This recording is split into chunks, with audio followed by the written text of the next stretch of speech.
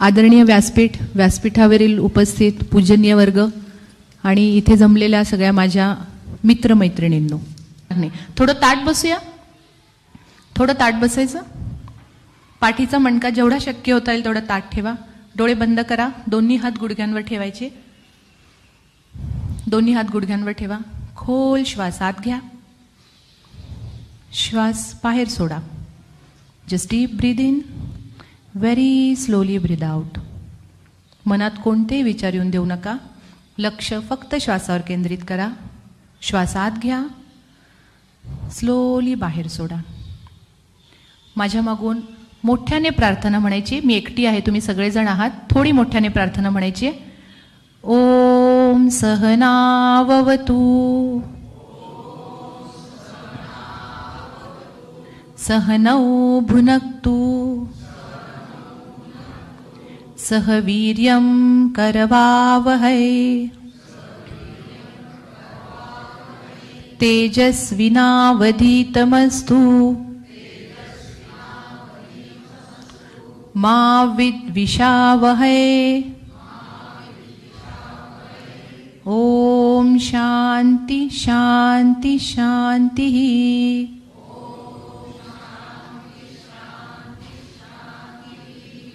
Feel the silence. शांततेचा अनुभव घ्या. खोल श्वास आत घ्या. स्लोली बाहेर सोडा. Just deep breathe in. Very slowly breathe out. Breathe in. Slowly breathe out. दोन्ही हात चोळायचे, डोळ्यांवर ठेवा. हाताच्या खोबणीमध्ये डोळे उघडायचे. Get relax. ओके. मला वाटते हा मंत्र बऱ्यापैकी सगळ्यांना माहीत असेल, बरोबर ना? आपण सारसबागेत फिरायला गेलो गणपतीला की तिथेही हा लिहिलेला आहे. हा मॅनमेड आहे का कसा मला माहिती नाहीये, पण त्याचा अर्थ असा आहे की एका शिष्याने गुरुला केलेली ती अर्चना आहे की हे गुरु, ओम सहनाववतु सहनौ भुनक्तु. आपण कारण पूर्वी गुरुकुलमध्ये राहिलं जायचं, जे गुरु खायचे तोच शिष्य खायचा.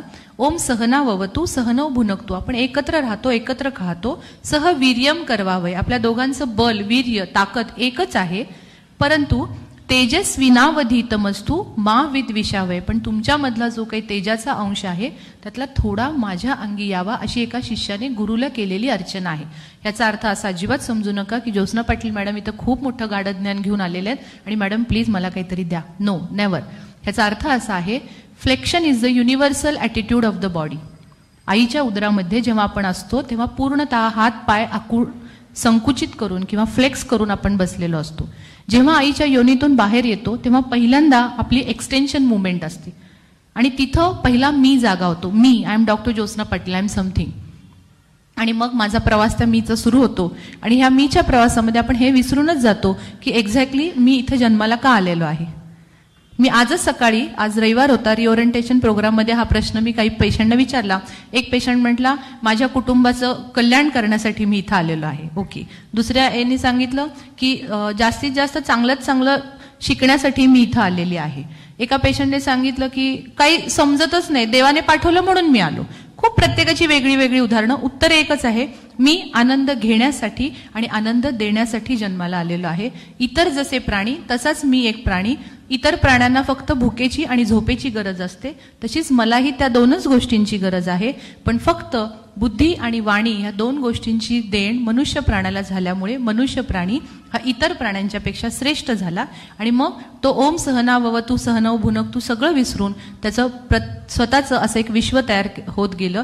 आणि ह्या भौतिक सुखाच्या पाठीमागं लागत लागत एक दिवस असा येतो की आपल्याला समजतं की माझं शरीर मला साथ देत नाही. बऱ्याचदा असं घडतं की अचानक तुम्हाला सकाळी सकाळी ऐकायला माहितीये का, पलीकडच्या बिल्डिंग मधले ते काका होते ना, ते XYZ काकांना अचानक अटॅक आला आणि त्यांना हॉस्पिटलमध्ये ऍडमिट केलं. काही वेळा तुमचं असं ऐकायला मिळतं की अचानक ते झोपेतच गेले, कुणाला कळलंच नाही कसं झालं आणि काय झालं. जेव्हा आपण अशा घटना ऐकतो किंवा वयाच्या अगदी 23-24व्या वर्षी किंवा अगदी 35-40व्या वर्षी जेव्हा एखादी व्यक्ती हार्ट अटॅकने जाते तेव्हा मन असं हळहळतं.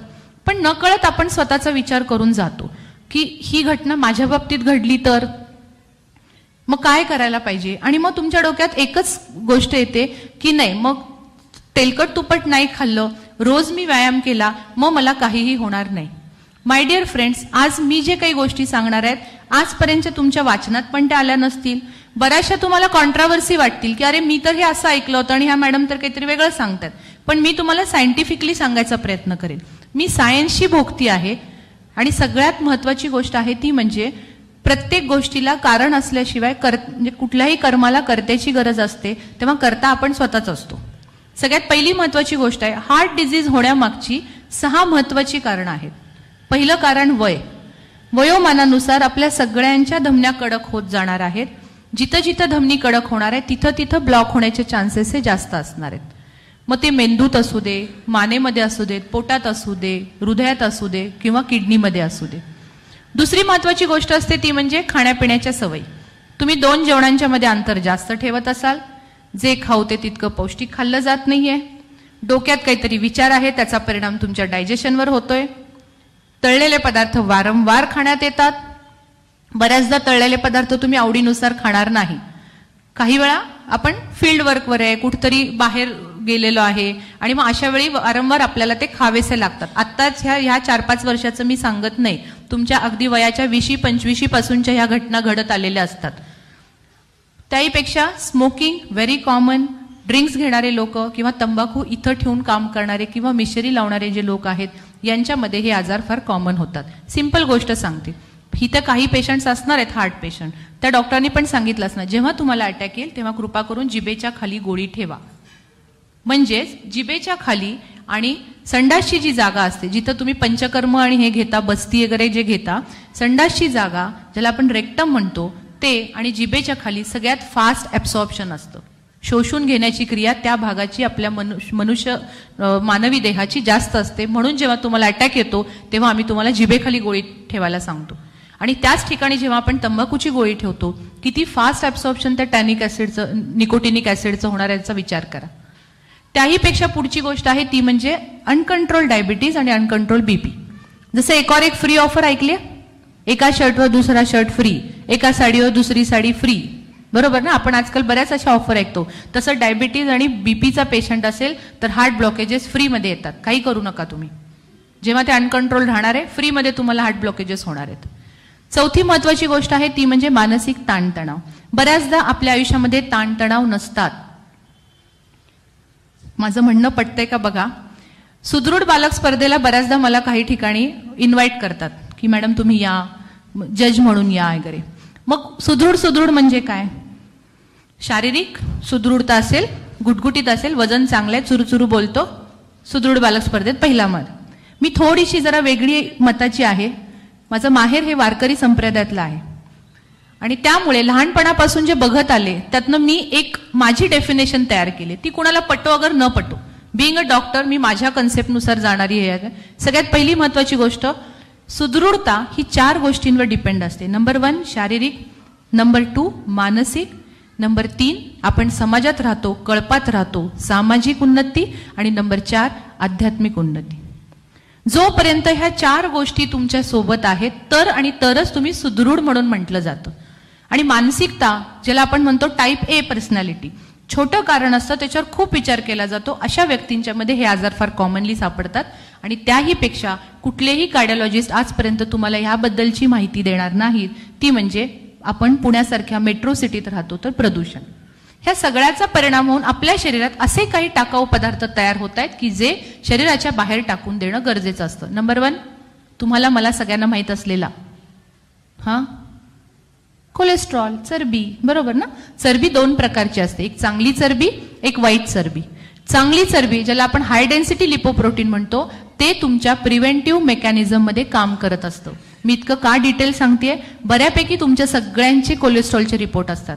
मी जर आज बोललीये घरी जायचं आणि म्हणायचं त्या मैत्रिणीने सांगितलं होतं HDL कोलेस्ट्रॉल बघा, LDL कोलेस्ट्रॉल बघा आणि तुम्ही स्वतःचे डॉक्टर होऊ शकता.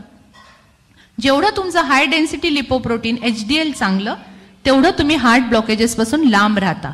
जेवढे तुमच्यामध्ये LDL, VLDL म्हणजे low density lipoprotein, very low density lipoprotein जर जास्त असेल तर तुमच्यामध्ये हार्ट ब्लॉकेजेसची संख्याही जास्त वाढते. त्यामुळे आजकाल जी कोलेस्ट्रॉलची गोळी घेतली जाते, जी वाईट कोलेस्ट्रॉल कमी करण्यासाठी जे प्रयत्न करतात त्याबरोबर माय डिअर फ्रेंड्स, सायमल्टेनियसली तुमचं चांगलं कोलेस्ट्रॉल सुद्धा कमी होत असतं आणि हळूहळू तुम्ही वार्धक्याकडे जास्त झुकत असता. तुमच्या माहितीसाठी सांगते, 1987 साली पहिल्यांदा अँटी कोलेस्ट्रॉल एजंटचा शोध लागला. तेव्हापासून आज तागायत अँटी कोलेस्ट्रॉल एजंट्स आपण इतके घेतोय. मग हार्ट डिझीजचं प्रमाण कमी व्हायला पाहिजे होतं. झालंय का तसं? नाही, डे बाय डे वाढतंय, डे बाय डे वाढतं. पूर्वी तर माझ्याकडे, मी 10 वर्षापूर्वी जेव्हा या प्रॅक्टिसमध्ये आले तेव्हा येणारा पेशंटचा वर्ग हा 60चा होता. 60+ पेशंट माझ्याकडे यायचे. आत्ताची जर हिस्ट्री बघितली, my smallest patient in this my clinic, she is a 19 years girl. 19 वर्षाची मुलगी, जिचा मेंदूकडे जाणारी जी वाहिनी असते ती ब्लॉक होती. 23 वर्षाचे एक BMS डॉक्टर की ज्यांना सिंगल वेसल डिझीज होता. वयाच्या 28व्या वर्षी 3 वेसल ब्लॉक असणारा शिंगे नावाचा एक पेशंट माझ्याकडे. जास्तीत जास्त माझ्याकडे हिस्ट्री होती की 4 वेळा अँजिओप्लास्टी केलेला पेशंट. आत्ताच्या याच्यामध्ये नहार म्हणून एक पेशंट माझ्याकडे ट्रीटमेंट घेतात, 7 वेळा अँजिओप्लास्टी झालेली, 7 times अँजिओप्लास्टी. म्हणजे cholesterol is not a positive factors behind this block. घाबरू नका, कोलेस्ट्रॉलला वाईट म्हणून कधी समजू नका. Which type of cholesterol is bad हे महत्वाचं आहे. सांगणार आहे मी तुम्हाला कशा पद्धतीने ते लक्षात घ्यायचं. त्याहीपेक्षा पुढचा घटक आहे तो म्हणजे कॅल्शियम.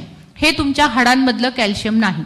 जे क्षारीय घटक आपल्या चयापचयाच्या क्रियेत तयार होतात आणि किडनीमधून जे फ्लश आउट व्हायला पाहिजे ते न झाल्यामुळे ते तसे साचत जातात. काही ठिकाणी ते किडनी स्टोन करतात, काही ठिकाणी ते पित्ताशयातले खडे करतात, काही ठिकाणी ते ब्लॉक डेव्हलप करतात, किंवा काही ठिकाणी सांध्यांचा आखूडपणा येतो, सांधे सरळ हे होत नाहीत, मग म्हणतात की कॅल्सिफिकेशन जास्त झालेलं आहे. तर अशा काही घटकांच्या मध्ये ज्याला आपण म्हणतो म्हणजे कॅल्शियम स्कोर किंवा क्षारीय घटक शरीरात वाढत जातात. आणि तिसरा महत्वाचा घटक हेवी मेटल्स, धातू. तुम्ही म्हणा डॉक्टर धातू थोडंच खातो आपण कुठे लोखंड खातो, अल्युमिनियम खातो, कुठे खातो? पण हवा, अन्न, पाणी तिन्ही मधून हे धातू आपल्या शरीरात जात आहेत. पहिला लीड, हळूहळू आता त्या गोष्टीला बॅन यायला लागला, गव्हर्नमेंट बॅन आणायला. पण पूर्वी शिससहित आणि शिसस विरहित म्हणजे लीडेड अनलीडेड पेट्रोल आपण पेट्रोल पंपावर घेतो. जेवढे लीडेड पेट्रोल आहे त्याचा धूर जसा उडतो लीडचं प्रमाण वाढते. तुम्ही जे 2 व्हीलर 4 व्हीलरचे जे टायर वापरता ते सगळे रेडियल टायर्स आहेत, एम आय राईट? आजकाल आपण रेडियल टायर वापरतो. त्याचं जेव्हा घर्षण होतं तेव्हा त्यातून भरपूर प्रमाणात कॅडमियम बाहेर पडते. पाण्यामध्ये कितीतरी प्रमाणात आर्सेनिक जातं. काही पेशंट छाती ठोकपणे म्हणतात, doctor we are purely vegetarian, तरी आम्हाला हा आजार कसा झाला? No doubt this is very common with the non vegetarian peoples. पण तुम्ही जी भाजी खाता ते वाढवण्यासाठी इतके पेस्टिसाइड, फर्टिलायझर्स वापरले जातात. These all are inorganic substances. की सगळे काय आहेत? बरेचसे युरिया, फॉस्फरस, मँगनीज, काय आहे हे सगळं? मेटल्सच आहेत. आणि त्याची टॉक्झिसिटी आपल्याला घडल्यामुळे हळूहळू हार्ट डिझीजचं प्रमाण त्यामुळे वाढत निघाले. पूर्वी अर्बन सेक्टरमधले पेशंट जास्त असायचे, पण आता जर माझ्या क्लिनिकमध्ये येऊन बघितला तर अगदी खेडोपाड्यातले सुद्धा पेशंट्स माझ्याकडे येतात की हार्ट ब्लॉकेजेस आहेत. का बरं? त्यांच्याकडे तर इतकी शुद्ध हवा आहे, ताजं ते शेतातलं आणून खातात. बाकी पण त्यांना इतका मेंटल स्ट्रेस असा इतका नाही आपल्याला जो असा सर्वायवल स्ट्रेस आणि हा अर्बन सेक्टरमध्ये राहतो. पण हा आजार आता सगळीकडे तेवढ्याच प्रमाणात कॉमन झालेला आहे. मग अशा आजाराच्या वेळी समजा ब्लॉक झाला, 70% ब्लॉक आहे, किती रक्त पुरवठा होणार? बोला किती रक्त पुरवठा जाणार? 30%. म्हणजे किती ऑक्सिजन जाणार? 30%. कारण oxygen, blood is the basic carrier of oxygen, बरोबर? मग 30% जेव्हा ऑक्सिजन मिळणार तर माझ्या त्या टिपिकल हृदयाची ऑक्सिजनसाठी डिमांड वाढणार. मग थोडं चाललं की डॉक्टर मला दम भरतो, माझ्या छातीत दुखतो, माझा डावा हात जड आल्यासारखा जाणवतो, मला चालताना घसा दुखतो, चक्कर आल्यासारखी होते, मला दम लागतो, एक जिना चढला तरी मला दम लागतो. काही पेशंट सांगतात टॉयलेटपर्यंत पण चालता येत नाही. काही पेशंटच्या मध्ये हे येतात की डॉक्टर मला पाठीत दुखतं, छातीवर कोणीतरी दगड ठेवल्यासारखा वाटतो, छाती आतून आवळल्यासारखी जाणवते. ह्यातली 1-2 लक्षणं दिसायला लागतात आणि मग तुम्ही डॉक्टरांकडे जाता.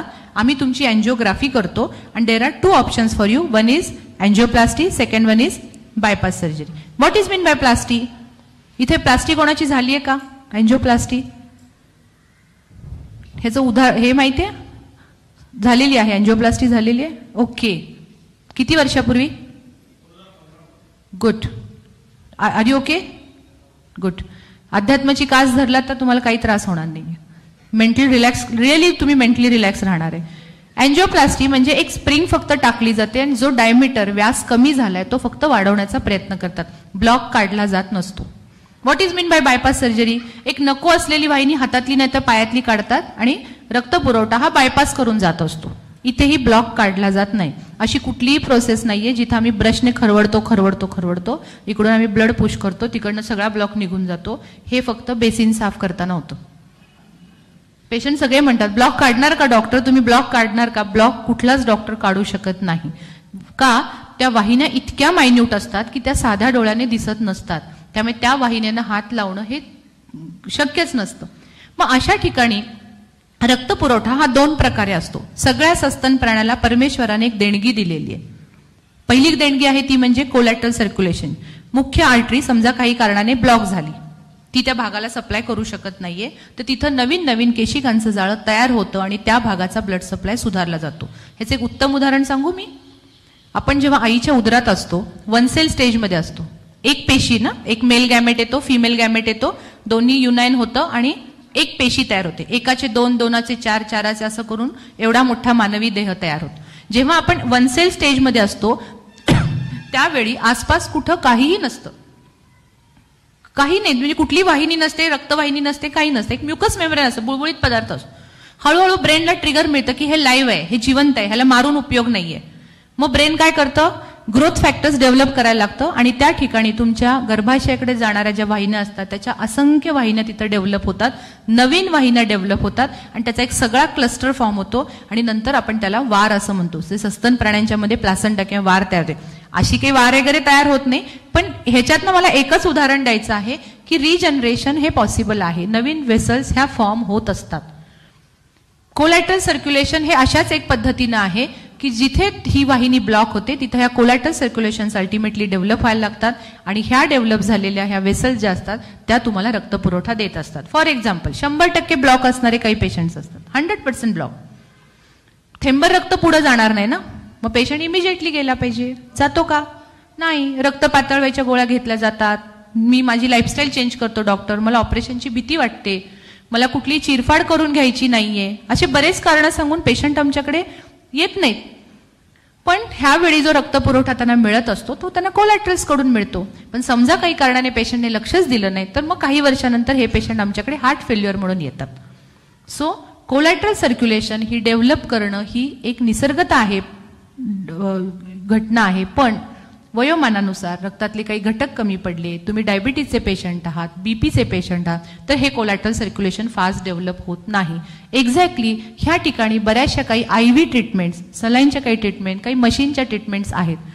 सांगायला अभिमान असा वाटतो की हे माझं एकटी दुकटीचं श्रेय नाहीये, पण जगभरातल्या जेवढ्या काही प्रिव्हेंटिव्ह एड्स आहेत की एन्जिओप्लास्टी बायपास टाळण्यासाठी जे काही जगात रिसर्च झालेत ते सगळे रिसर्च मी भारतात नव्हे तर भारतातलं एकमेव माझं क्लिनिक आहे की जिथं मी जगभरातल्या सगळ्या एड्स मी तिथं आणलेल्या आहेत की ज्याच्यामधून हार्ट फेल्युअर पेशंट्स किंवा बायपास एन्जिओप्लास्टी टाळण्यामध्ये मला बऱ्याच पेशंटचं यश मिळालेलं आहे. हे माझ्या एकटीचं श्रेय नाहीये, हे माझ्या अख्ख्या टीमचं श्रेय आहे की प्रत्येक वेळा जेव्हा तुम्ही रिसर्च माइंडेड राहता की काय करता येतं, काय नवीन करता येतं, काय आणखी पेशंटला देता येईल. आणि मी जवळजवळ 10,500 ते 11,000 पेशंट ट्रीट केलेत, including my on father also. माझे स्वतःचे वडील वयाच्या 66व्या वर्षी जेव्हा त्यांना ब्लॉक होता, माझी स्वतःची बहीण जी एन्जिओप्लास्टी बायपासला भूल देणारी तज्ज्ञ आहे, तिचे मिस्टर यूरोसर्जन आहेत. माझा स्वतःचा नवरा एका मोठ्या मेडिकल कॉलेजचा मेडिकल डायरेक्टर आहे. जेव्हा माझ्या वडिलांवर ही अवस्था आली होती त्यांना कुठेही रुपया पे करायचा नव्हता. दोन्ही जावई म्हणत होते की नको आपण प्लास्टिक करू, जो 90-95% ब्लॉक आहे प्लास्टिक करू, बाकीचं बघू नंतर काय होईल ते. ती म्हणत होती नाही नाही बाबा पटकन इमिजिएटली आपण बायपास करायची, नो ऑप्शन फॉर यू. मी म्हणत होते बाबा इतके पेशंट मी ट्रीट करते तर तुम्ही कुठलंही ऑपरेशन वगैरे करायचं नाहीये, तुम्ही माझीच ट्रीटमेंट घ्यायची. त्यांची एक भाची होती की जी पंचकर्म आणि ती करत होती, म्हणली नाही नाही मामा मी तुला कंपल्सरी माझी ट्रीटमेंट देणार, हे सगळे ॲलोपॅथी वगैरे थोतांड आहे. बाबा शांत, काही बोलले नाही. 7-8 दिवस गेले आणि मग त्याने गौप्यस्फोट केला. ही is a retired navy person की मला ऑपरेशनची भीती वाटते. आम्ही खूप घाबरलो की जो दुसरं महायुद्ध खेळलेला व्यक्ती, एवढा मोठा नेव्ही पर्सन की इतकी वर्ष ते जहाजावर राहायचे आणि त्यांना भीती वाटते हा शब्द पहिल्यांदाच आला आणि मला हसू आलं की इतके वर्ष उगीच आम्ही बाबांना घाबरत होतो, बाबा भित्रे आहेत. मग मात्र बाबांनीच विचार केला, म्हणून बाबा मग काय करायचं, तुम्हाला ऑपरेशन नाही करायचं. मग ते पुण्यात आले, कारण पुण्यापासून जवळजवळ 300 किलोमीटर लांब ते राहतात. इथे आले आणि इथं आल्यानंतर ते माझ्या क्लिनिकमध्ये बसायचे आणि कुणालाही त्यांनी सांगितलं नाही की मी तुमच्या ट्रीटिंग डॉक्टरचं वडील आहे. ते बाजूला बसायचे आणि ते विचारायचे, तुम्ही किती दिवस इथं ट्रीटमेंट घेताय, कसं वाटतंय तुम्हाला, किती ब्लॉक होते, मग आता बरं वाटतंय का, मग तुम्हाला काही परत त्रास झाला का. आणि मग 3 दिवसानंतर त्यांना त्यांच्या लेकीवर विश्वास बसला आणि मग डिक्लेअर केलं, आता मी तुझी ट्रीटमेंट घ्यायला तयार आहे. मग माझी बहीण की जी इथं नसते, ती फॉरेनला असते अब्रॉडमध्ये, तिथून तिचा फोन आला, जर बाबांना काही झालं तर तुला सोडणार नाही. बघा, माझ्या घरची मी सिच्युएशन सांगते की जेव्हा ही वेळ आली, अशा वेळ सगळ्यांवर येत असते. कारण डॉक्टर्स हे घाबरवत असतात, नाही बायपास नाही केली तर काही खरं नाही, अँजिओप्लास्टी नाही केली तर काही खरं नाही. आज माझ्या वडिलांचं वय 73 कंप्लीट, 74 रनिंग आहे आणि he is okay. He is a diabetic person, he is very obese person, गलेलठ्ठ माणूस आहे, व्हेरी फूडी पर्सनॅलिटी.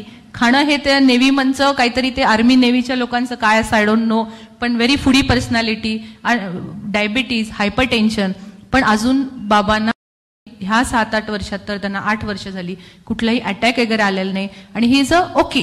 म्हणजे 8 वर्ष मी जर विदाऊट सर्जरी माझ्या वडिलांना ग्रेस लाईफ देऊ शकले, मला त्या दिवशी वाटलं जाऊ दे, माझ्या डिग्रीचं सार्थक झालं. कारण माझी जी डिग्री आहे ती माझ्या वडिलांनी मला दिलेली डिग्री होती, की माझ्या वडिलांनी मला डिग्री दिली, त्याचं मी कुठे ना कुठेतरी त्यांना हे करू शकले. Then I am more confident about my patient. हा कॉन्फिडन्स शेवटी प्रॅक्टिसनेच वाढत जात असतो, की मी काय करू शकते.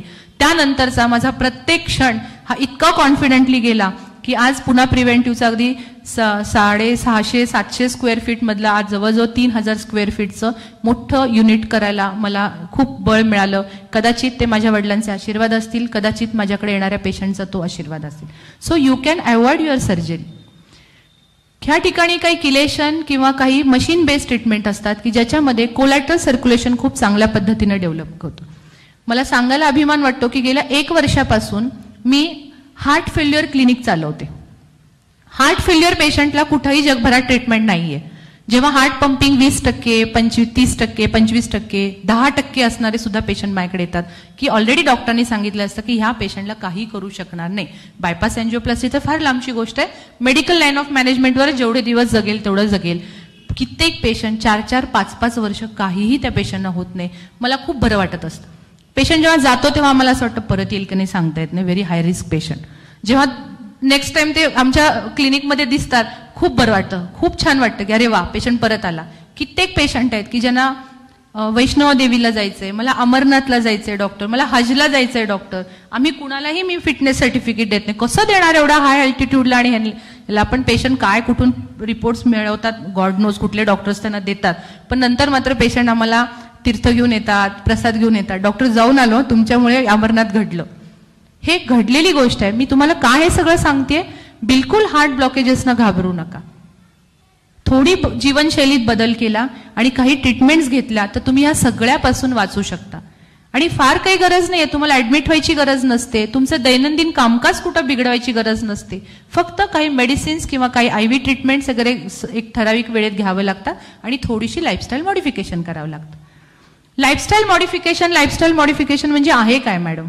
आपल्याला एक सगळ्यांचा आवडता विषय मी तुम्हाला सांगते, तो आहे म्हणजे आहारातला बदल. पहिलं ते सांगा डॉक्टर, काय खाऊ आणि काय नाही खाऊ. पण एवढंच करून चालणार नाही. एन्व्हायरमेंट तुम्ही बदलू शकताय का? प्रदूषण कुठं रोखू शकताय का? त्यामुळे पुन्हा तुमची बॉडी येऊ शकते. किती जण आपण एज्युकेटेड आहोत, फार काटेकोरपणे आपण सगळ्या गोष्टी पाळत असतो. जरी कुठे वडा खाण्यात आला तर असा करून कधी खात नसतो आपण. तेवढाच घेणार, मोजकाच खाणार, नाही नको माझ्यासाठी तो नाहीये, बस इतकं नक्की आपली बुद्धी चालते. पण नुसतं खाण्यापासून लक्ष देऊन चालणार नाही, बऱ्याच गोष्टी त्याच्यामध्ये इन्क्लूड असतात. सगळ्यात पहिला महत्वाची गोष्ट असते, 5 पांढऱ्या पदार्थांपासून लांब राहा. पहिला गहू.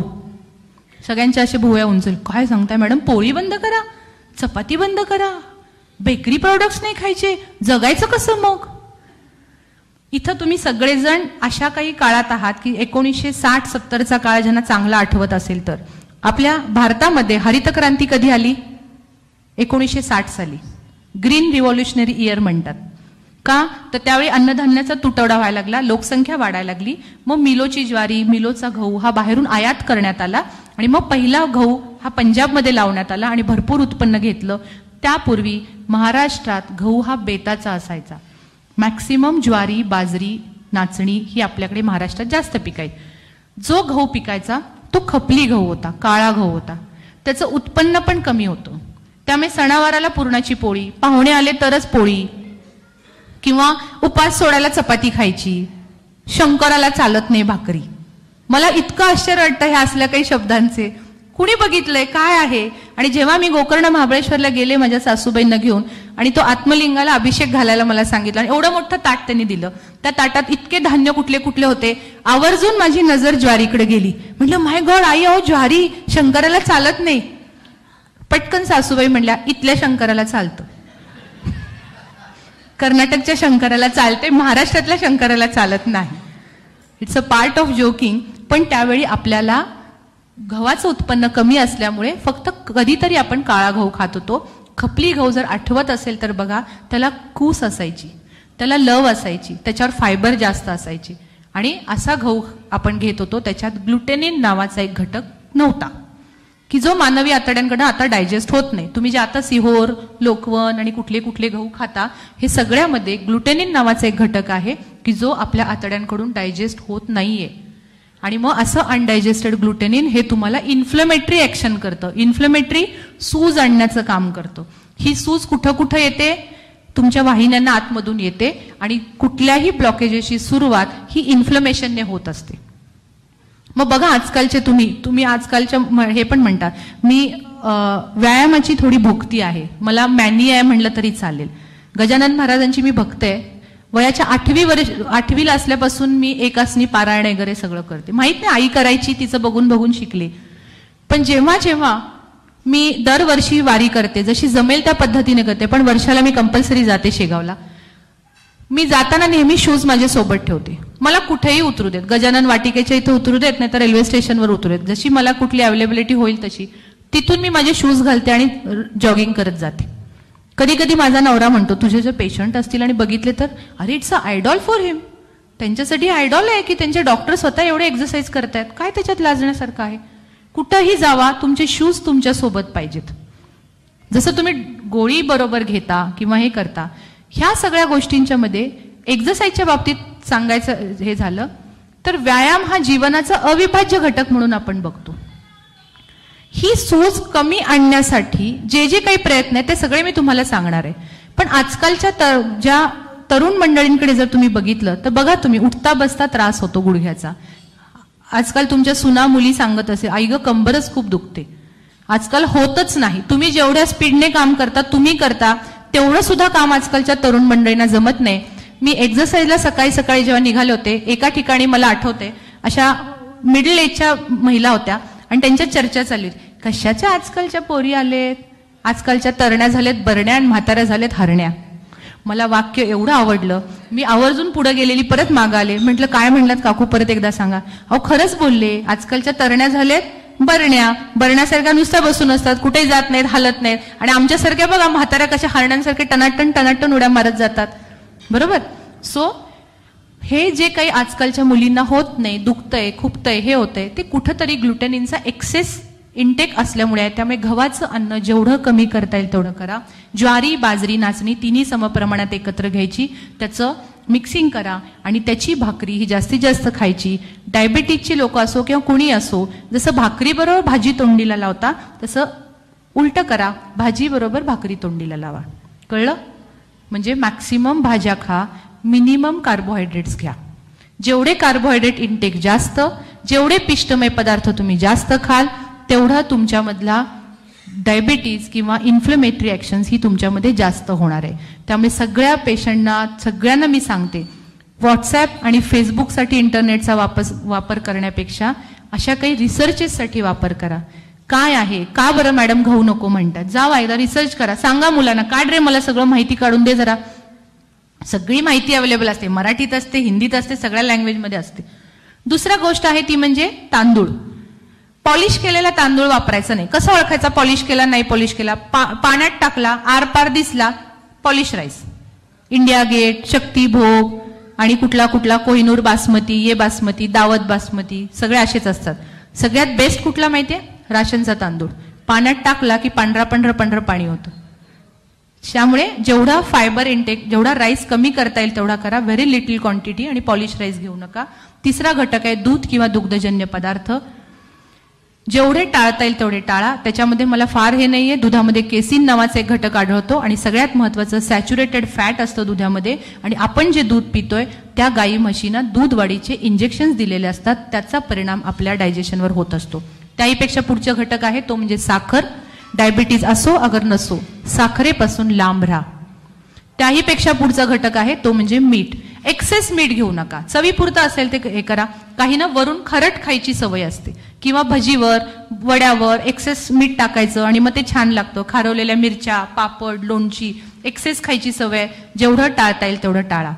भाज्यांच्या बाबतीत सांगते, टॉप टू बॉटम पहिल्यांदा सांगते. जी मी पहिली सांगेल ती बेस्ट आणि जी सगळ्यात शेवटी सांगेल ती वाईट. बघा, पहिली पडवळ, दुधी भोपळा, दोडका, कारली, नवलकोल, कोबी, फ्लॉवर, भेंडी, गवारी, वांगी, बटाटा, वाटाणा, पावटा, हरभरा. काय मॅडम, भोगी झाल्यानंतरच बरं सांगितलं तुम्ही ना. वांगी, बटाटा, वाटाणा, पावटा, हरभरा. जेवढं कमी खाता येईल तेवढं खा. कार्बोहायड्रेट डाएट जास्त आहे, वातूळ आहेत पदार्थ आणि त्याने कॉन्स्टिपेशन जास्त होत असतं. ज्यांना पोट साफ होत नाही त्यांचं कोलेस्ट्रॉल शरीराच्या बाहेर पडणं हे थोडंसं मुश्किल जातं. त्याहीपेक्षा पुढची गोष्ट आहे, पालेभाज्या सगळ्या खा, आवर्जून खा, काही प्रॉब्लेम नाही. फक्त पालेभाजी झाकून शिजवा. त्याहीपेक्षा पुढची गोष्ट, फक्त 5 फळं डायबिटीजच्या लोकांनी खायची नाहीयेत. आंबा, चिकू, केळी, द्राक्षे, सीताफळ, रामफळ, हनुमानफळ, सगळं आजकाल रामायण बाजारात मिळतं, ते खायचं नाही. कलिंगड, टरबुजाची फोड एखाद्या वेळी ठीक आहे, पण बाकीची सगळी फळं ही चालतात. फळांचे ज्युसेस करून घेऊ नका, फळ अख्खं घ्या. फळ अख्खं घेण्यामागं त्याच्यातल्या ज्या रेषा असतात किंवा तंतू असतात ते तुमचं फळांमधली साखर डायजेस्ट करण्याला मदत करत असतं. जास्तीत जास्त क जीवनसत्वाची फळं मॅक्सिमम खा. क जीवनसत्वाची फळं सांगाल? संत्री, मोसंबी, पेरू, आवळा, डाळिंब, स्ट्रॉबेरी, किवी फ्रूट. डॉक्टर, मला परवडत नाही, जी जी फळं सांगताय ती खूप महाग आहेत, मला शक्य नाही. परमेश्वर एवढा ग्रेट आहे की त्यानं लिंबू नावाचं एक असं फळ तयार केलं की जे गरिबांना सुद्धा परवडतं. खूप ग्रेट आहे तो. त्याने काही इकविलं हे म्हणतं. आपण म्हणतो काय नशीब आमचंच, हे बघा किती छान छान फळं खातात, आम्हाला मिळतच नाही. काही नाहीये. परमेश्वराने पैसेवाल्यांसाठी पण काय केलं आणि न पैसेवाल्यांसाठी केले. रोज 1 लिंब आहारात ठेवा. त्याहीपेक्षा पुढची गोष्ट, ड्रायफ्रुट्सच्या बाबतीत 4 प्रकारचे ड्रायफ्रुट्स तुम्ही खायचे आहेत. नंबर 1 बदाम, अक्रोड, काळे मनुके, सुकं अंजीर. 8 ते 10 काळे मनुके, 1 सुकं अंजीर, 5 ते 6 बदाम आणि 1 अक्रोड. भिजवून खाल्लं उत्तम आहे, दाताला चांगलं आहे, थोडंसं विटॅमिन ई पण डेव्हलप होतं. तसंच खाल्लं तरी चालतं. सकाळी उठल्या उठल्या हे जर तुम्ही तोंडात टाकलं आणि घोटभर पाणी पिऊन जर फिरायला गेला तर तुम्हाला पित्ताचा त्रास होणार नाही. आपल्याला काय सवय असते उठल्या उठल्या? पहिलं गॅसवर पातेलं, दूध टाकायचं, त्याच्यात चहापत्ती टाकायची, अशी साखर टाकायची, अशी नाही, अशी साखर टाकायची आणि मग तो चहा गॅस कमी करायचा. इकडे झाडू मारायचा, इकडे काहीतरी करायचं. काय हो अजून चहा नाही झाला? नाही, शिजायचा अजून चहा. चहा शिजवणं हा कन्सेप्ट कुठंच नसतो. आणि हा जो चहा आहे, आपण पुणेकर त्यांना अमृततुल्य चहा म्हणतो. मला फार जेव्हा हे समजलं की हा सगळ्यात घातक चहा आहे, इतकं वाईट वाटलं की अख्खं एमडीची 3 वर्ष अमृततुल्य पिऊन पिऊनच घालवली. म्हणजे काय, आपण विषच पित होतो असं आमची बरीच चर्चा झाली त्याच्यानंतर. तर कृपा करून चहा तसा करायचा नाहीये. पाणी उकळलं की त्याच्यात चहापत्ती टाका, थोडासा रंग पिवळसर चेंज झाला, गाळून घ्या. वरून किंचित दूध शक्यतो घालू नका, आवडतच नसेल अगदी थोडंसं दूध घालायचं. पाव चमचा साखर, ती पण डायबिटीज नसेल तर, असेल तर ती पण घालायची नाही. आणि असा पानसट चहा हा तुमच्या शरीराला चांगला आहे. तुमच्या भाषेत बोलले ना, पानसट चहा. काय मॅडम, असा चहा पिण्यापेक्षा नाही पिलेला परवडला. उत्तम, काही नाही, उलट चांगलं वाक्य तुम्ही बोलता. मी हेच मला अपेक्षित आहे, नाहीतर उत्तम. पण शक्यतो हे घेऊ नका, त्रासदायक ठरेल तुम्हाला. किंवा वारंवार चहा पिण्याची सवय बंद करा. कारण शाकाहारमध्ये प्रोटीन कमी पडत असतं. कारण आपण वरण वगैरे जे खातो ती थोडीशी डाळ असते, वर थोडं पाणी असतं, जास्त पाणी घालतो. तर जास्तीत जास्त जेवढं घट्ट वरण खाता येईल, उसळी जास्त खाता येईल, प्रोटीन जेवढं घेता येईल तेवढं घ्या. त्याहीपेक्षा पुढची गोष्ट आहे, तेलाच्या बाबतीत कुठल्याही एका ब्रँडवर विसंबून राहायचं नाही. कुठलंही तेल घ्या, ऑलिव्ह ऑइल घ्या, जेव्हा ते उकळतं, स्मोक व्हॅल्यू पर्यंत जातं, तेव्हा त्याच्यामध्ये काय होतात, फॅटी ऍसिड चेंजेस येतात.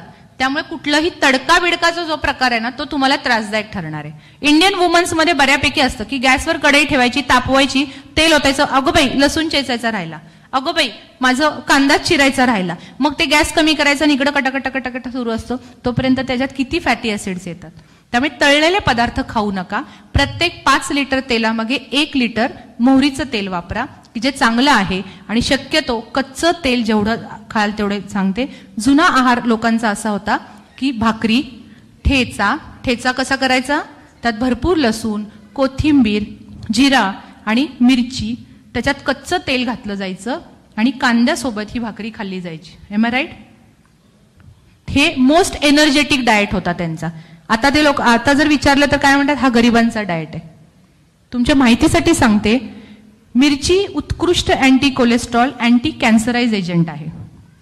कच्चं तेल ओमेगा 3 फॅटी ऍसिड्स देणार आहे। कोथिंबीर, आलं, लसूण जे काय आहे ते पण अँटी कोलेस्ट्रॉल एजंट आहे। त्याच्यासोबत तुम्ही जी भाकरी खाता ती कार्बोहायड्रेट डाएट आहे, त्याच्यात ग्लुटेन कुठं नाहीये, ती एनर्जी भरपूर देते, ताकद वाढवते, आणि ह्या सगळ्या डाएटमध्ये फायबर कुठतरी हवंय म्हणून कांदा खाल्ला जातो। आणि आपण काय करतोय, सातारा रोड, सोलापूर रोड, इकडे नाशिक रोडला जाताना हॉटेल्स शोधून शोधून थांबतात, इथं पिठलं भाकरी काय सुंदर मिळते माहितीये, काय ठेचा असतो त्यांचा, मग घरी खावा ना। घरी खाणं म्हणजे जरा हेच ना, आपण थोडीच गरीब आहोत आहे, ही समाजातली आत्ताची अवस्था आहे। पैसे पे करून 100, 150, 200 रुपये ताटाला पे करतो, पण ते घरी खायचं म्हणजे नाही खाणार आम्ही। त्यामुळे आवर्जून खा, ह्याच्यामध्ये कुठंही तळलेले पदार्थ फक्त खायचे नाहीयेत।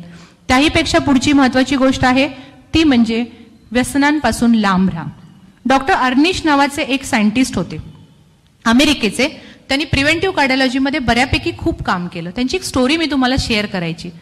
MBBSच्या पहिल्या वर्षाला असताना त्यांना अचानक खूप डिप्रेशन आलं। त्या डिप्रेशनमधून बाहेर काढण्यासाठी त्यांच्या बहिणीने त्यांना मदत केली। त्यावेळी तिथे अमेरिकेत एक इंडियन योग थेरपिस्ट असायचे। ते इंडियन योग थेरपिस्टकडे तिने सांगितलं की मी जाते, मला बराच फरक पडलेला आहे, तू पण चल, तुझं डिप्रेशन कमी येतंय का बघू। आणि ते तिथं जायला लागले आणि हळूहळू त्या डिप्रेशनमधनं बाहेर आले। नंतर त्यांनी त्यांचं MBBS पूर्ण केलं आणि त्या व्यक्तीचा हार्ट पेशंटकडे थोडासा जास्त कल वाढला। खूप रिसर्च केल्यानंतर एका मासिकात त्यांनी त्यांचं एक स्टेटमेंट डिक्लेअर केलं आणि त्या स्टेटमेंटला ऑर्निशचं तत्व असं नावाचं एक हे दिलं गेलं। त्या अर्निशच्या तत्वात मध्ये काय होतं, सगळ्यात पहिलं तत्व, शाकाहार प्रेफर करा। जेवढा फायबर इंटेक वाढवाल तेवढा जास्तीत जास्त, नॉट ओनली शाकाहार, नुसतं वरणपोळी वरण भाकरी खायची नाहीये। शाकाहार म्हणजे सलाड पाहिजे, पालेभाजी पाहिजे, प्रोटीन पाहिजे, सगळ्या गोष्टी त्याच्यात गेल्या पाहिजेत। दुसरं तत्व होतं, व्यायामाला जीवनाचा अविभाज्य घटक म्हणून बघा। It's a part of your life. जसं संडासला एक दिवस मी पाठवलं नाही, तुम्हाला डांबून ठेवलं, नाही जायचं, काय होईल अवस्था तुमची, तशी घालमेल झाली पाहिजे की आज मी एक्सरसाइज नाही केला, मी नाही केला, कमीत कमी 5 ते 10 तरी सूर्यनमस्कार घालतो। त्याहीपेक्षा पुढचं तत्व होतं, किमान 45 मिनिटं तरी चालणं, 30 ते 45 मिनिटं चालणं ठेवा, 15 ते 20 मिनिटं योगासन आणि प्राणायामसाठी द्या। डॉक्टरांच्या मदतीने डायबिटीज आणि BP कंट्रोलमध्ये ठेवण्याचा प्रयत्न करा। सगळ्यात महत्वाची गोष्ट होती ती म्हणजे मायक्रो न्यूट्रिएंटचा आहारामध्ये जास्तीत जास्त वापर असू द्यात। जे पुन्हा प्रिव्हेंटिव्ह मध्ये आम्ही IV ट्रीटमेंट्स देतो, त्यात बरेचसे आम्ही मायक्रो न्यूट्रिएंट्स किंवा अमायनो ऍसिड्स पेशंटला देत असतो। त्या काळात त्यांनी सांगून ठेवलेले की आता तो रिसर्च म्हणून पुढे आला। त्याहीपेक्षा बघा तुम्ही, कुणी सुद्धा ह्याच्या इथले डायबिटीजचे लोकांच्यामध्ये फक्त डायबिटीजची गोळी घेतली जाते। BPचे पेशंट रक्त पातळ व्हायची BPचीच गोळी घेतली जाते, पण कुणीही मल्टीविटॅमिन्स, मायक्रो न्यूट्रिएंट्सचा प्रादुर्भाव तुमच्या ह्याच्यात नसतो। परवा तर एक इतकं मजेशीर हे झालं की पेशंटचं हिमोग्लोबिन आहे 9.5, मेल पेशंट, पुरुष, आणि इतकी ढिगभर मोठी लिस्ट दिली आहे, वय वर्ष त्यांचं 74, त्यांची मुलगी माझ्याकडे ती घेऊन आली होती आणि त्या पेशंटचं एकही त्याला हिमोग्लोबिनची टॅबलेट दिलेली नव्हती। हार्ट पंपिंग 30% राहिलं होतं फक्त, एकही हिमोग्लोबिनची गोळी नाही। मग मी म्हटलं बायपास करायला सांगितलंय, अँजिओप्लास्टी केली, मी म्हणते माझ्याकडे किलेशन घेतलं, आणखी काय ECP घेतली, ESMR घेतली, मी रक्तपुरवठा वाढवला। अरे पण जोपर्यंत ऑक्सिजन कॅरिंग कॅपॅसिटीज वाढणार नाही तर त्या ऑपरेशनचा काही उपयोग आहे का? जर हिमोग्लोबिनच कमी असेल तर ऑक्सिजन कॅरिंग कॅपॅसिटीज कमी आहे। तर ह्या सगळ्या गोष्टींचा बारीक बारीक विचार करणं खूप गरजेचं आहे। मायक्रो न्यूट्रिएंट्सचा आहारात प्रादुर्भाव असू द्या। त्याही पेक्षा पुढची महत्वाची गोष्ट आहे ती म्हणजे व्यसनांपासून लांब राहा. Smoking, stop your smoking, stop your म्हणजे ज्याला आपण म्हणतो धूम्रपान, मद्यपान, हे बंद करा. आणि त्याही पेक्षा अतिशय महत्वाची गोष्ट आहे ती म्हणजे मानसिक ताणतणावाचं व्यवस्थापन करणं. ही एक कला आहे, आर्ट आहे, आणि ही कला ही शिकून घ्या. मानसिक ताणतणावाचं व्यवस्थापन करण्यासाठी मी 3-4 गोष्टी सांगते. तणाव ओळखणारे आपले बरेच घटक आहेत. कुणाला काय होतं, अचानक रडावंसंच वाटतं, कुणाला अचानक खूप हसायचं वाटतं, कोण पूर्वी बोलतच नव्हता तर फार बडबड बडबड करतं, कोणी एकदमच शांत शांत होतं. वयाच्या साधारण 60-65 नंतर हळवा स्वभाव एक फार होतो, छोट्याशा गोष्टीवर खूप रडायला येतं. माझे एक पेशंट आहेत, 82 वर्षाचे आजोबा आहेत. रोज मला एक फोटो घेऊन येतात आणि दाखवतात की बघा मॅडम हे ना हे असे होते, तो माझा मित्र असा होता, ह्याचं ना ह्याची बहीण अशी होती. इतके बोलतात वगैरे. पण मी शांतपणे ऐकून घेते, कारण बालपण आणि म्हातारपण एक असतं, त्याचा मला यथार्थ अनुभव येतो. की जसं लहान मुलं म्हणतात ना, बघ ना, हे बघ ना, तसंच ते काका मला सांगत असतात. पण हळवं मन होत असतं. काहींना झोप येत नाही, काहींना पोटातच सारखं दुखत असतं, अचानक अंग सारखं दुखण्याची हे होतात. खूप खूप लक्षणं असतात. सगळ्यात पहिली ट्रीटमेंट असते ती म्हणजे तणाव ओळखायला शिका. बरेच जण डिनायन करतात, हे मला काही नाही, मी मॅनेज करू शकतो, हे मला काहीच होऊ शकत नाही, मी असंच हे करतो. पण आतमध्ये कुठतरी डीप डीप डीप त्यांच्यामध्ये एक विचारसरणी सुरू असते. पहिलं तणाव ओळखायला शिका. पहिलं try to face that problem. Maximum try to face that problem. पहिलं ओळखा, नंतर फेस करा, आणि नंतर ओळखा काही उपयोग होत नाही, neglect that problem. Neglect that problem. आपल्यापेक्षा जगाच्या जीवापेक्षा जगात काहीही श्रेष्ठ नाहीये. Neglect that problem. लहानपणी वडील म्हणायचे, Wien wealth has gone something has gone, Wien health has gone something more has gone, but Wien character has gone everything has gone. कदाचित मुली होतो आम्ही घरी, एकत्र कुटुंब, 13-14 मुली आम्ही एकत्र राहत होतो.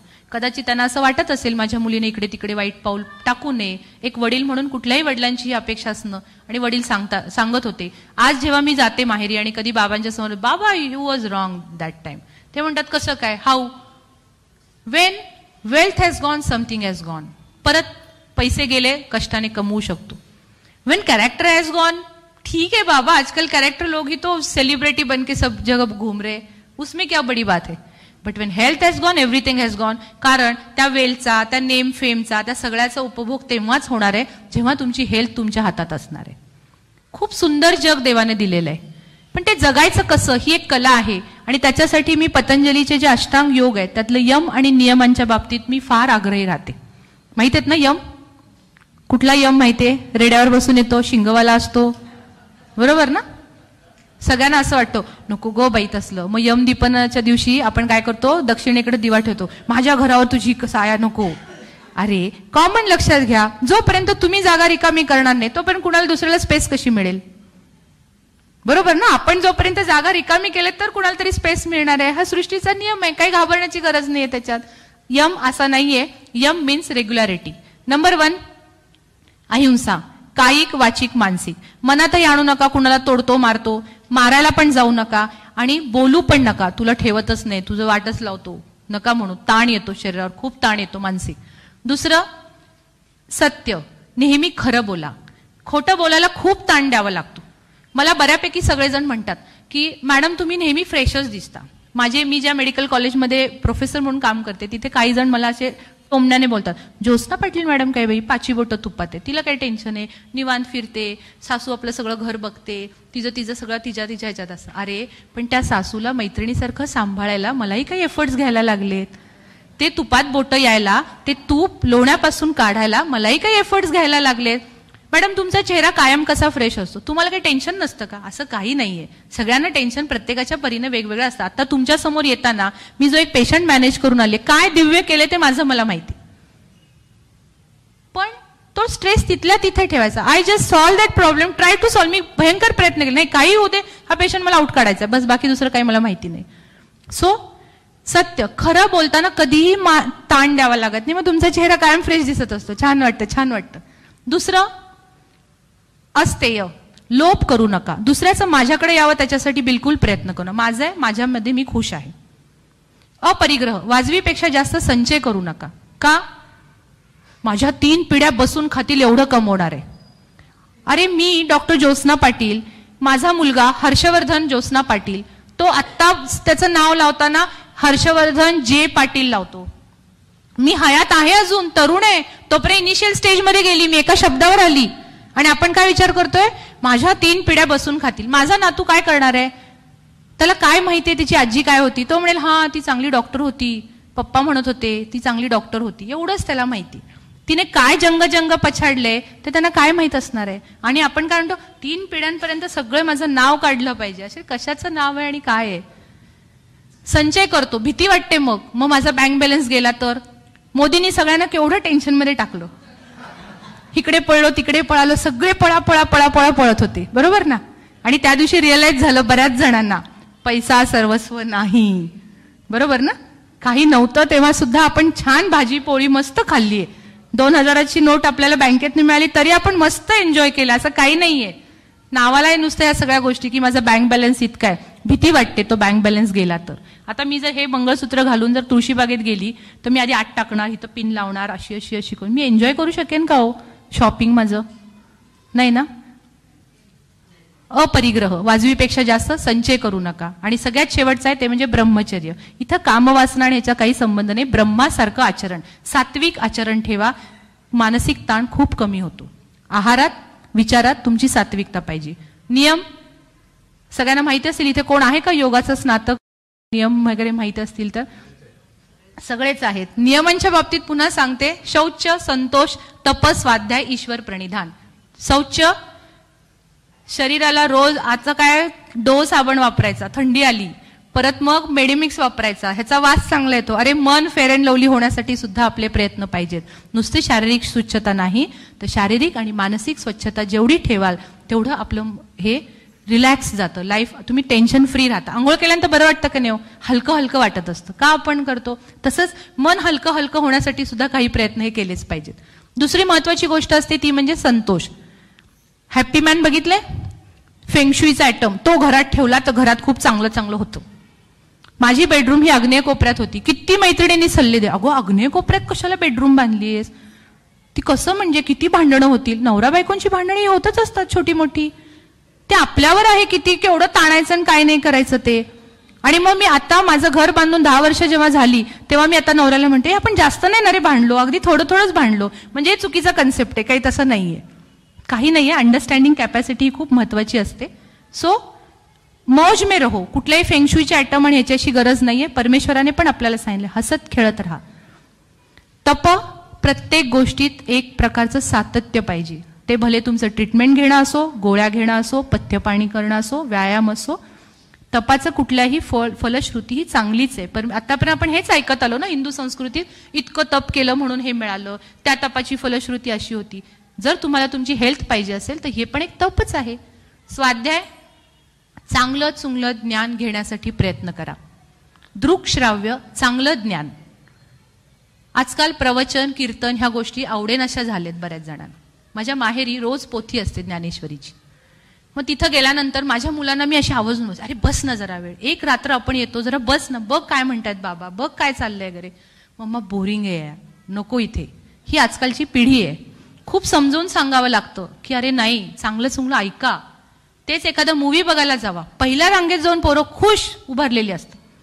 पिढीतला बदल होत निघालाय. हळूहळू सांगून मला तेवढा कॉन्फिडन्स आहे की मी बदलू शकेन. स्वाध्याय, चांगलं ज्ञान घेण्यासाठी. तुम्ही तर सगळे आध्यात्मिक विचारांचे आहात, मी ह्याच्याबद्दल फारसं सांगू शकत नाही. आणि शेवटचं ईश्वर प्रणिधान, ईश्वराप्रती प्रणिधान. इथं मी कुठल्याही धर्माशी मला काहीही संबंध नाहीये. कुठंतरी एक सुपर नॅचरल पॉवर आहे, ती पॉवर आपल्या सगळ्यांवर हावी होतीये. प्रत्येक कर्माला कर्त्याची गरज आहे. जे काही अचानक सुनामी येते, अचानक ऊन पडतं, अचानक थंडी वाढते, अचानकच पाऊस येतो, अचानक दुष्काळ पडतो, काहीतरी कर्म घडते. करता असल्याशिवाय होईल का हो? तो करता कुणीही पाहिलेला नाहीये, त्यामुळे तो करता मानणं ही गरजेची आहे. कदाचित मी एक आध्यात्मिक डॉक्टर असेन म्हणून मला ह्या गोष्टी पटल्या. माझ्या बऱ्याच ह्या बाबतीत खूप डिबेटिंग होतं माझ्या फ्रेंड सर्कल बरोबर की नाही परमेश्वर कुठं नाहीये, काही नाही, दाखव, हे दाखव, ते दाखव. मग मला बऱ्याचदा प्रूव्ह करून सांगावं लागतं की मी उभारले हेच परमेश्वराचा समज. कधी माझ्या घरी माझ्या आईला फोन केला तर ती पहिलं वाक्य म्हणते रामकृष्ण हरी. गुड मॉर्निंग वगैरे आमच्याकडे म्हटलं रामकृष्ण हरी म्हणायचं. पहिलं हॅलो रामकृष्ण हरी, बरी आहेस का, असंच ती म्हणते. आणि कुठलंही गेलं की मी नमस्कार केला बाबांना की बाबा वाकून मला नमस्कार करतात. मी बऱ्याच म्हणतो बाबा मला कसं करताय, मी तुला कुठे करतोय, तुझ्यातल्या आत्म्याला करतो मी. आणि खरंच आहे कुठंतरी परमेश्वर आहे, कुठल्या रूपाने कसा उभारेल माहीत नाहीये. त्यामुळे ही मानणं गरजेचं आहे. ह्या सगळ्या यम नियम मी का थोडक्यात सांगितलेत, ह्याने मानसिक रिलॅक्सेशन मिळतं. जेवढं रिलॅक्सेशन घ्याल तेवढं तुम्ही हार्ट डिझीज पासून वाचू शकता. ह्या ज्या ट्रीटमेंट्स आहेत ह्या सगळ्या आम्ही देतच असतो. बरेचसे पेशंट्स येतात आमच्याकडे. एक ECP नावाची ही अमेरिकन अप्रुव्हल ट्रीटमेंट आहे. अमेरिकेत ही ट्रीटमेंट अप्रुव्हल झाली, US FDA ने अप्रुव्हल केलेली ट्रीटमेंट आहे. ह्या ट्रीटमेंटच्या मध्ये बऱ्याचदा पेशंट डेली आमच्याकडे 1-1 तासासाठी येत असतो. जे एन्जिओप्लास्टी झाली आहे डॉक्टर, बायपास झाली आहे, परत माझ्या छातीत दुखतंय डॉक्टर, किंवा जेवताना छातीत दुखतं, चालताना छातीत दुखतं, ह्या पेशंटसाठी ट्रिमेंडस चांगले रिझल्ट्स येतात. ESMR म्हणून एक जर्मन टेक्नॉलॉजी, खूप चांगले रिझल्ट्स. मी हार्ट फेल्युअर पेशंटला अगदी 20-25% हार्ट काम करणारे पेशंट 40%, 50% पर्यंत जातात. नॉर्मल लाईफ जगत असतात, नॉर्मल लाईफ, त्यांना कुठेही हॉस्पिटलायझेशन गरज नसते. पण हे सगळं करत असताना मी प्रत्येक वेळी सारखं पेशंटला सांगते की तुम्ही ही ट्रीटमेंट घेताय ओके, तुम्ही बरे होताय ओके, पण सायमल्टेनियसली तुम्ही तुमची लाईफस्टाईल मॉडिफिकेशन करणं ही तितकीच गरजेची बाब आहे. मला कौतुक फक्त या गोष्टीचं वाटलं, कुणीही हात वर केला नाही. म्हणजे याचा अर्थ बिलकुल असा समजू नका की ज्योत्स्ना पाटील मॅडम इथं येऊन तुम्हाला काहीतरी 4 गोष्टी जास्त सांगून निघालेल्या आहेत. This is a fact of your life. त्यामुळे अर्निशचं तत्व हे लक्षात ठेवा. व्यायामाची सवय नसेल तर सवय लावा. लहानपणापासून एक वाक्य ऐकत आले, तुम्ही ऐकलं असेल, वाचाल तर वाचाल. माझं वाक्य इथून पुढे लक्षात ठेवा, चालाल तर वाचाल. गुडघे दुखतात तो डॉक्टर, नाही जमतो डॉक्टर, गुडघ्यावर ट्रीटमेंट आहे. माझ्याकडे ट्रीटमेंट आहे, कधी कुणाला वाटलं असेल तर या मी सांगते. आता काही ही वेळ नाहीये फार काही डिटेल करण्याची. सगळ्या गोष्टीवर ट्रीटमेंट आहे. कंपल्सरी चालणं ठेवा. ज्या क्षणाला तुमचं चालणं बंद, त्या क्षणाला तुमचं कोलेस्ट्रॉल जास्त, त्या क्षणाला तुमची हाडं ठिसूळ होणार आहेत, त्या क्षणाला तुमचे सगळे स्नायू दुखावणार आहेत. आणि डे बाय डे हे विशस सायकल वाढत जातं. बसत उठत चाला, जमेल तसं चाला, थोडं चाला, जास्त चाला, पण कमीत कमी रोजचे 30 ते 45 मिनिटं तरी चालण्यावर भर द्या. हा एक सुंदर एक मेसेज देऊन मी आज या ठिकाणी थांबते.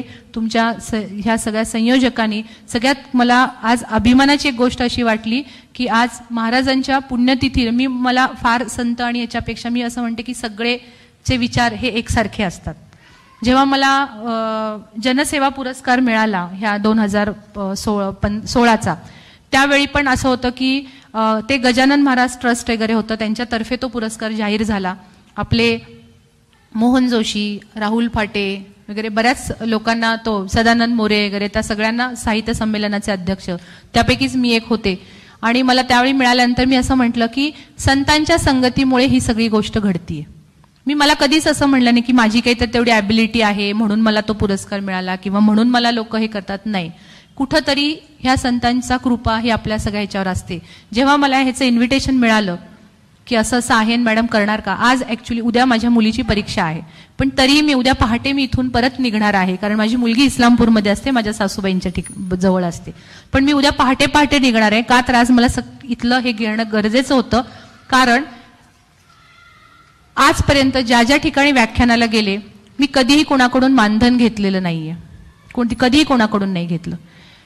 कारण मला एक असं हे आहे की आपण 3 ऋणातनं कधी मुक्त होऊ शकत नाही. पहिलं ऋण आई वडिलांचं, कधीही नाही, कितीही केलं तरी मुक्त होणं शक्य नाहीये. दुसरं ऋण गुरुचं. गुरु कुठल्याही रूपात असतो, कदाचित तो आध्यात्मिक गुरु असेल, आईच्या रूपानं असेल, मैत्रिणीच्या रूपानं असेल, नवऱ्याच्या असेल, मुलांच्या असेल, काही ना काही तर जिथं शिकतो तो गुरु. आणि तिसरं समाजाचं ऋण. लहानपणापासून समाज आपल्याला शिकवत असतो. ह्या सगळ्या गोष्टी शिकत शिकत तुम्ही मोठे होत असता. त्यामुळे ह्या समाजाचं ऋण फेडण्याची आज संधी मला इथं दिल्याबद्दल मी गुरुजींचे आणि सगळ्यांचे आभार मानते. या ठिकाणी थांबते. धन्यवाद.